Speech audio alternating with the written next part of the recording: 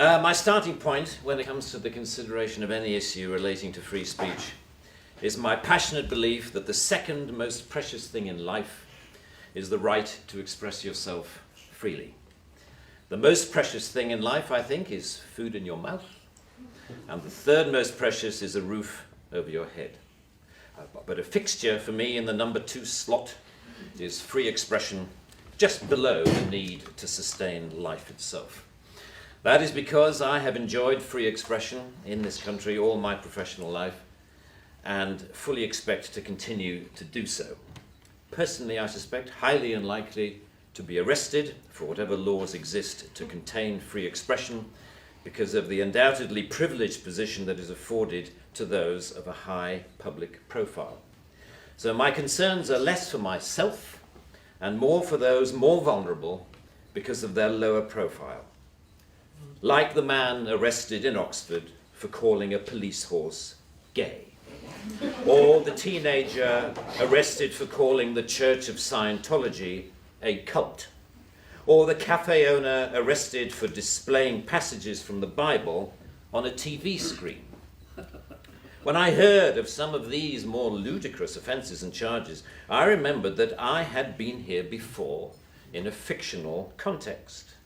I once did a show called Not the 9 O'Clock News some years ago, and we did a sketch where Griff Rhys-Jones played Constable Savage, a manifestly racist police officer to whom I, as his station commander, is giving a dressing down for arresting a black man on a whole string of ridiculous, trumped up and ludicrous charges.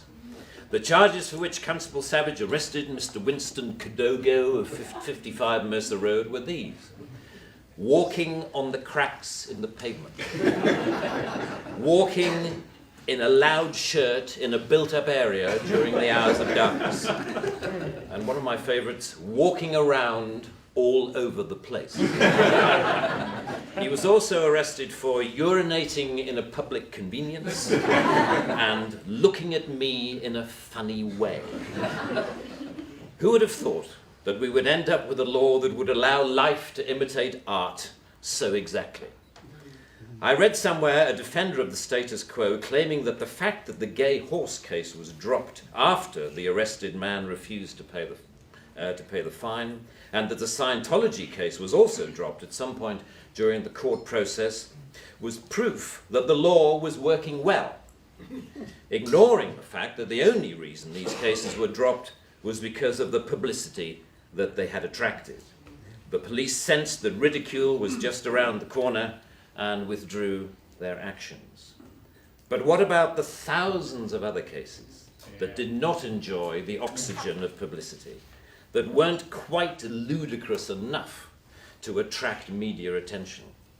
Even for those actions that were withdrawn, people were arrested, questioned, taken to court, and then released. That isn't a law working properly. That is censoriousness of the most intimidating kind, guaranteed to have, as Lord Deer says, a chilling effect on free expression and free protest.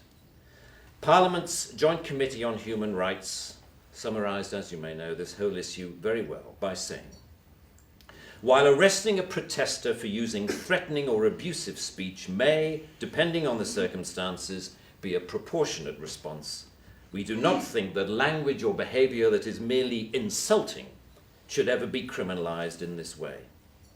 The clear problem with the outlawing of insult is that too many things can be interpreted as such. Criticism is easily construed as insult by certain parties. Ridicule easily construed as insult. Sarcasm, unfavourable comparison, merely stating an alternative point of view to the orthodoxy can be interpreted as insult.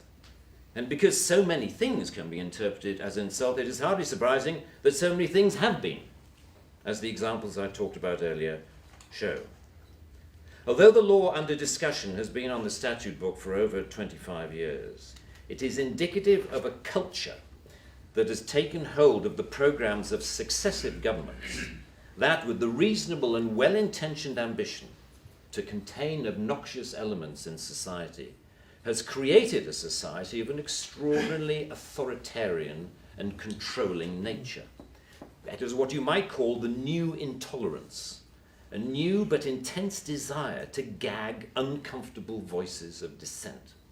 I am not intolerant, say many people, say many softly spoken, highly educated, liberal-minded people. I'm only intolerant of intolerance. And people tend to nod sagely and say, oh yes, wise words, wise words. And yet if you think about this supposedly inarguable statement for longer than 5 seconds, you realize that all it is advocating is the replacement of one kind of intolerance with another, which to me doesn't represent any kind of progress at all. Underlying prejudices, injustices, or resentments are not addressed by arresting people. They are addressed by the issues being aired, argued, and dealt with, preferably outside the legal process. For me, the best way to increase society's resistance to insulting or offensive speech is to allow a lot more of it. As with childhood diseases, you can better resist those germs to which you have been exposed. We need to build our immunity to taking offense so that we can deal with the issues that perfectly justified criticism can raise. Our priority should be to deal with the message, not the messenger. As President Obama said in an address to the United Nations only a month or so ago, laudable efforts to restrict speech can become a tool to silence critics or oppress minorities. The strongest weapon against hateful speech is not repression, it is more speech.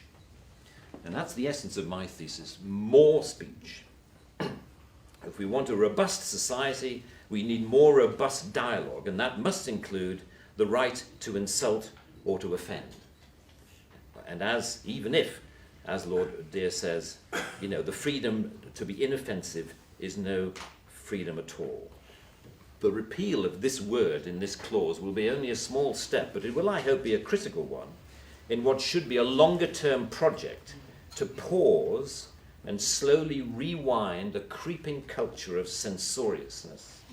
It is a small skirmish in the battle, in my opinion, to deal with what Sir Salman Rushdie refers to as the outrage industry. Self-appointed arbiters of the public good, encouraging media-stoked outrage to which the police feel under terrible pressure to react. A newspaper rings up Scotland Yard. Someone has said something slightly insulting on Twitter about someone who we think a national treasure. What are you going to do about it? And the police panic and they scrabble around and then grasp the most inappropriate lifeline of all, Section 5 of the Public Order Act, that thing where you can arrest anybody for saying anything that might be construed by anyone else as insulting. They don't seem to need a real victim. They need only to make the judgment that somebody could have been offended if they had heard or read what has been said. The most ludicrous degree of latitude. The storms that surround Twitter and Facebook comment have raised some fascinating issues about free speech, which we haven't really yet come to terms with. Firstly, that we all have to take responsibility for what we say, which is quite a good lesson to learn. But secondly, we've learned how appallingly prickly and intolerant society has become of even the mildest adverse comment. The law should not be aiding and abetting this new intolerance. Free speech can only suffer if the law prevents us from dealing with its consequences. I offer my wholehearted support to the Reform Section 5 campaign. Thank you very much.